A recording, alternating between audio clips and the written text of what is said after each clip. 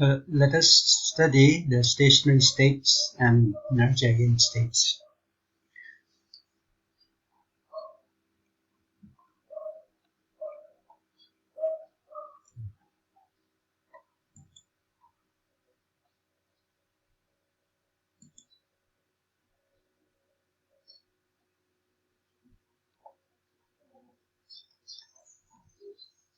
We have learned that state of a system at any time will be represented by a state of wave function. This wave function psi rt must be, first of all, a complex quantity, and these functions must be continuous, differentiable. So it is assumed that all information regarding the state of the system is contained in the wave function. For a particular system of state, we have to have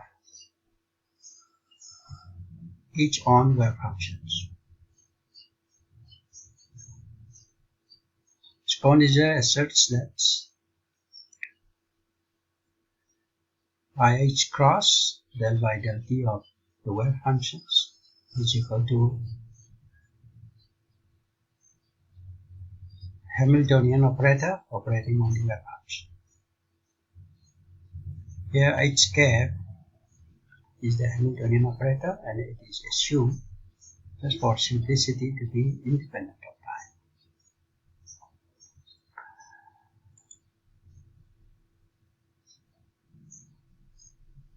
These wave functions develop in time, so we can solve this Schrödinger equation here. If we divide H cap by IH cross, this I in the denominator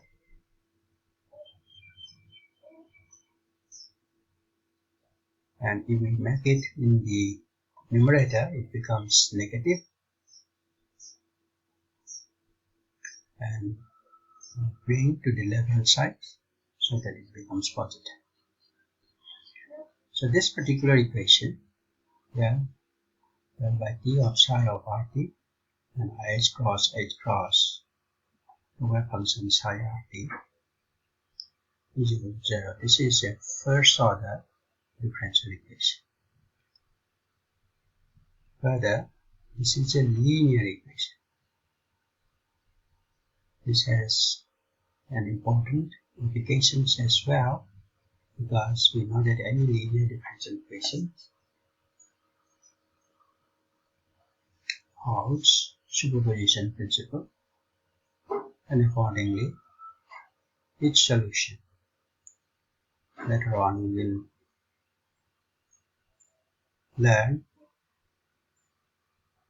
to be superpositions of a large number of or a number of eigenstates, the wave functions. Now this particular equation has the integrating factor, so we know how to find integrating factor. IH cross by this constant, which is being independent simply constant, so we have the usual rule for finding integrating factor, which is exponential integral of this into d, then this being constant we have split d here. So this is the integrating factor. If we multiply both sides by the integrating factor, and so here we multiply here into the power IH cap by H cross into t, and here also, and if we combine these two terms, we can write as del by del t of this product.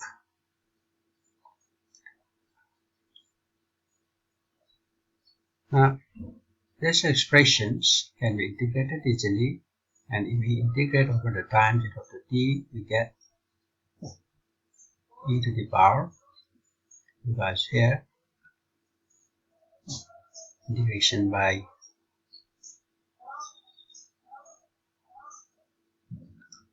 so this is simply integrations. So this is the integrand here,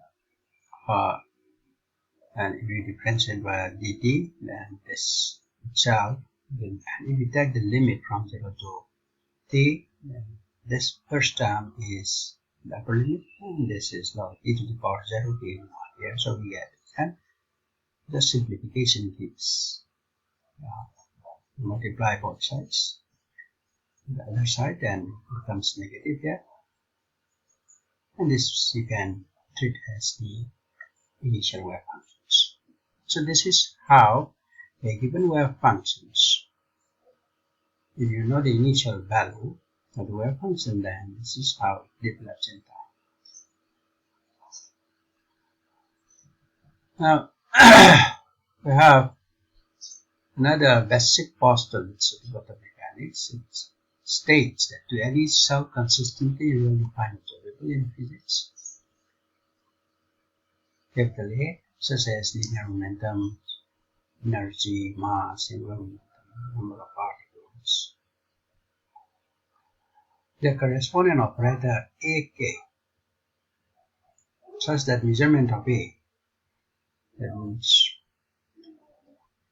that observable measurements of the observables. In fact, this measurement, whenever we say measurements,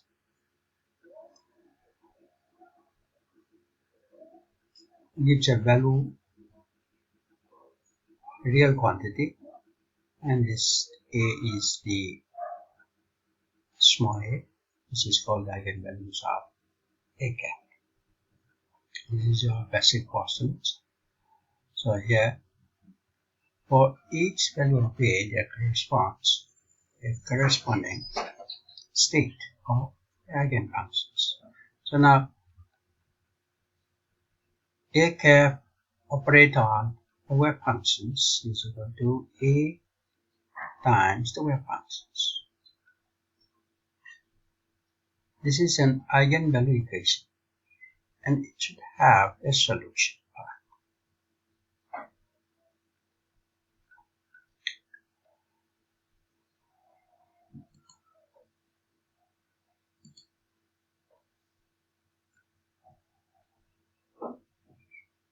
Let us consider the energy operator, that is the Hamiltonian operator, and for a single particle of mass m in a potential field VR, this particle has energy equal to kinetic energy and potential energy, and sum total of the energies is called the Hamiltonian. Here, this Hamiltonian has two parts. The first part corresponds to kinetic energy, and this is potential energy.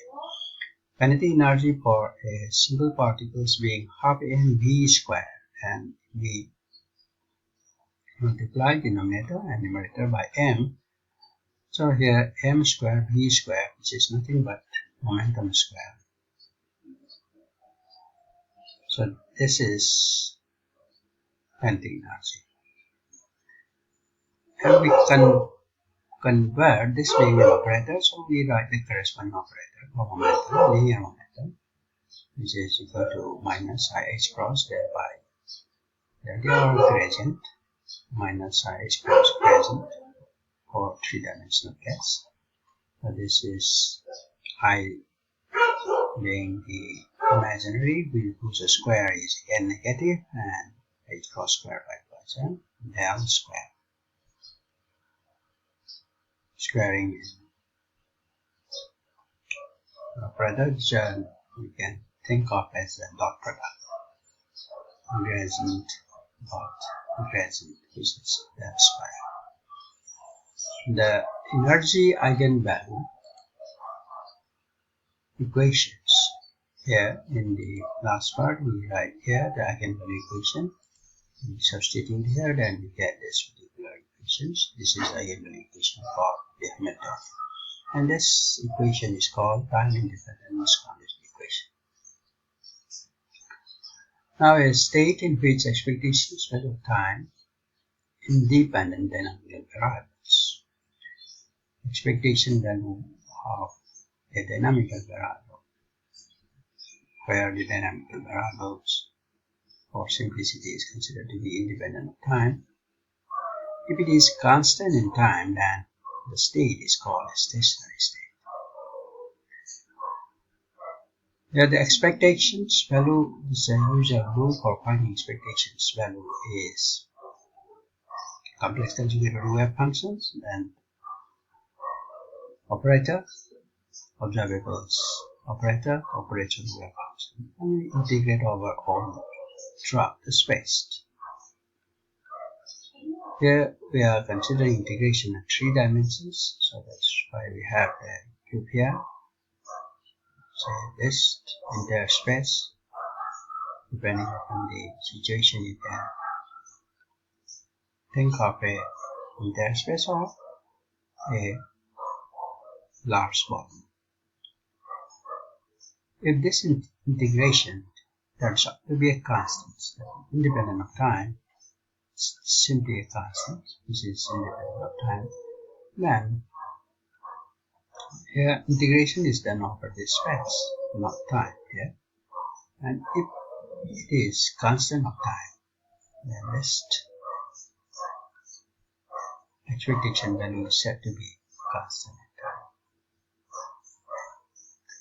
This is the expectation value, and if it is a constant of time, then the particular state or the wave functions are said to be stationary states. Now, suppose that system is in an eigenstate of the time-independent Hamiltonian at t is equal to 0. So here our systems will be rest. Where we have this particular state, the initial state, and it is suppose assumed to be the state at time t is equal to 0.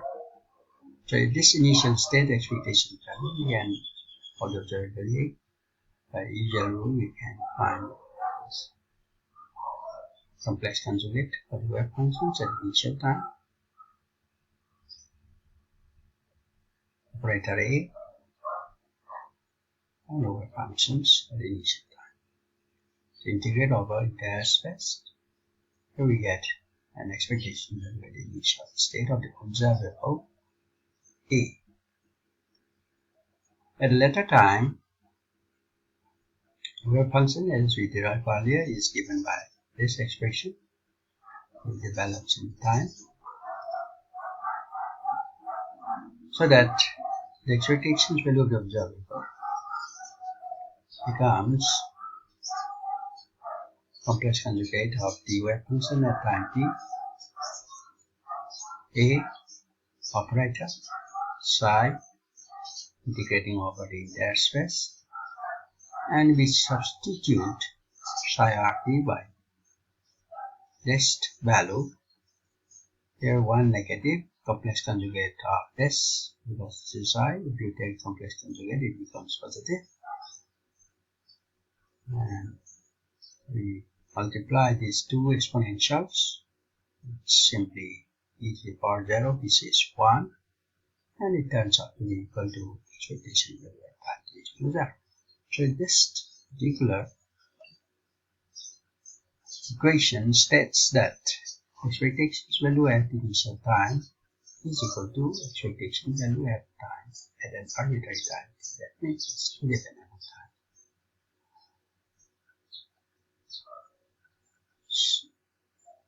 Further, here we observe that